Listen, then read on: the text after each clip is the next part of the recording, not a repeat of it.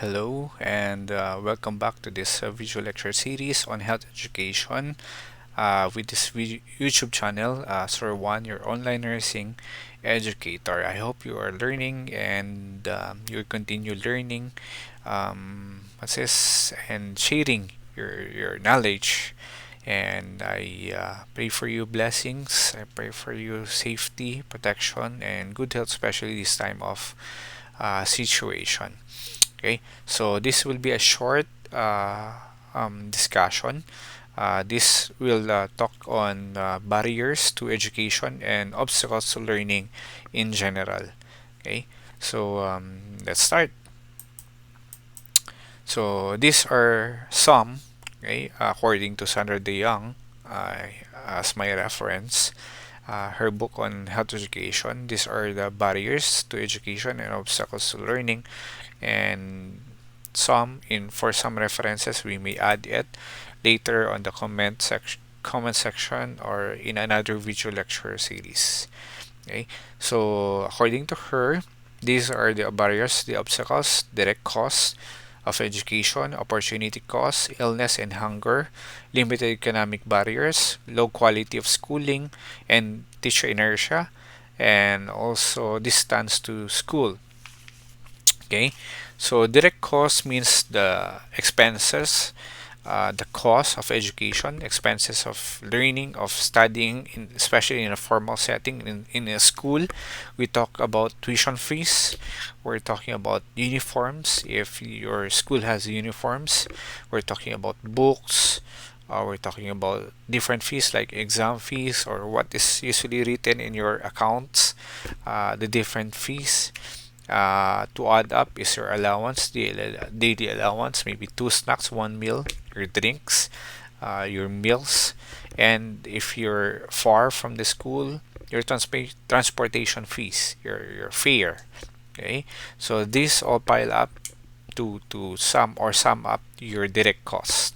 Okay, and some families, some students are very, let's say, not that privileged and may have difficulty, okay, or hard time to save, to budget, okay, for the education of the student or students if they have several children who are studying, and this may affect their learning.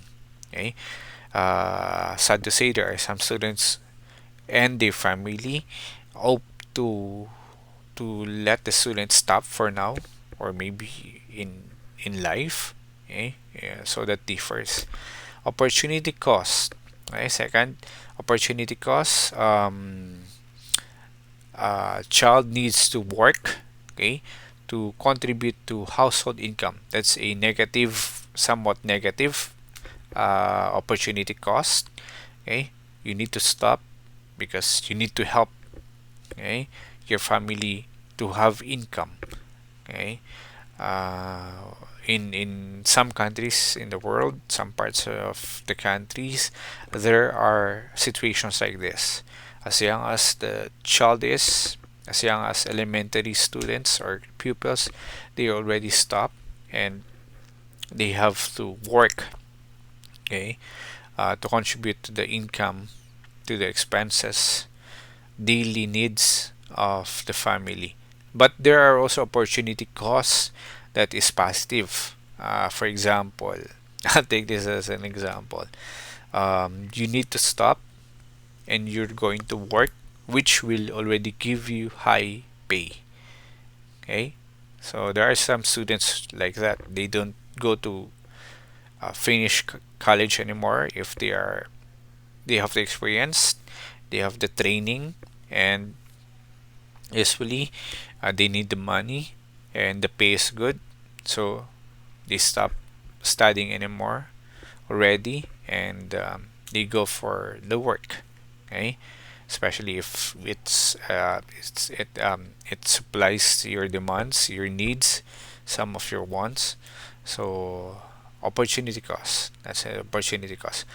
I remember here a NBA superstar which with the name Kobe Bryant. Okay, I saw this because I give this an example because It is also he is also the example of one reference. Okay, we know for those who know Kobe Bryant, and an NBA legend, superstar. He was high school. He was still high school when he was drafted in the NBA.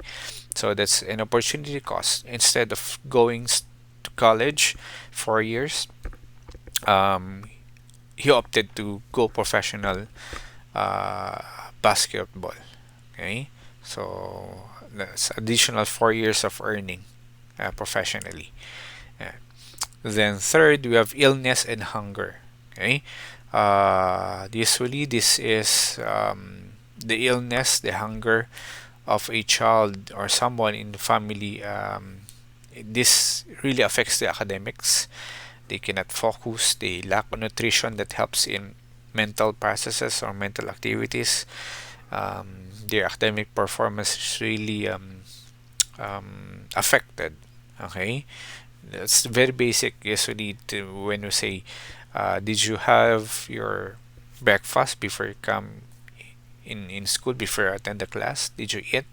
Okay, and sometimes, of course, as Maslow would say, physiologic needs should be met first before other aspects or areas should be met. Okay, and illness um, are really disturbances. Okay, in studying, in learning. Okay, just a simple flu. Okay, sometimes there are students or us would pause from work, pause from studying to attend to your physical needs first.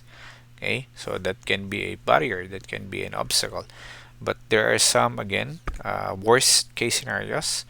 Students need to be hospitalized, right, to attend to a more severe case of illness. Okay, or worse is they need to stop for some years. Okay, so that again, it's a barrier and obstacle. Okay, limited economic barriers. For limited economic barriers, um, um, maybe families or parents or students themselves would have um, a wrong, maybe wrong, okay, judgment that it's not already worth the time or expense. Okay, going to school is not worth my time. It's not worth our money because we need to allot this money to other things, to our daily needs. Okay, so again, that is a barrier, a limited economic barrier, or let's say, in other words, they have no allotted budget, allotted money for education, and that's really sad. Okay, as we all know, the good effects of education. Okay, low quality of schooling. Okay, so we're talking about quality here. Okay, maybe substandard qualities of schooling. Just to not to really judge schools or teachers. Okay, but this is an eye opener.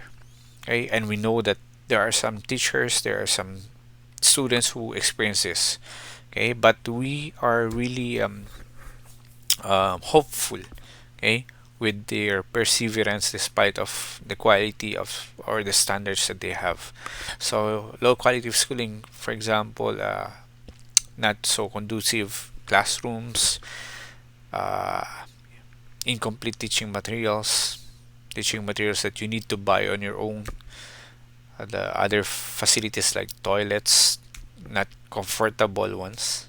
Okay, electricity is absent. Class size is very large for the classroom or for the number of chairs. Um, the methods of teaching is not so good because of lack of resources, poor management of administration of a certain school or of schools. Curriculum is out to date. Okay, so again, that's affecting quality education, quality learning. That's a barrier, that's an obstacle. Um, on the part of the teacher, energy of teachers, inertia, okay, usually is decreased, okay, and it can be caused by, okay, Not to be biased on being a teacher, but it can be reality. Teacher inertia, which is decrease, can be caused by low wages, low salary, low payments, lower morale given by the society, bad working environment. Okay, working environment in terms of physical environment or colleagues that you encounter. Um, then irregular class. Okay, you're not maybe permanent. Okay, and that leads also to a bigger impact, which is the learning of students. Then next is distance to school. Okay, some of you during that face-to-face classes, you experience this one and you adapted so well. Um, Distance to school may lead to boarding house costs, additional fee, transport costs, um, weather problems. For example, if it's rainy, stormy, so you'll have problems, or floody, you'll have a hard time of accessing your school.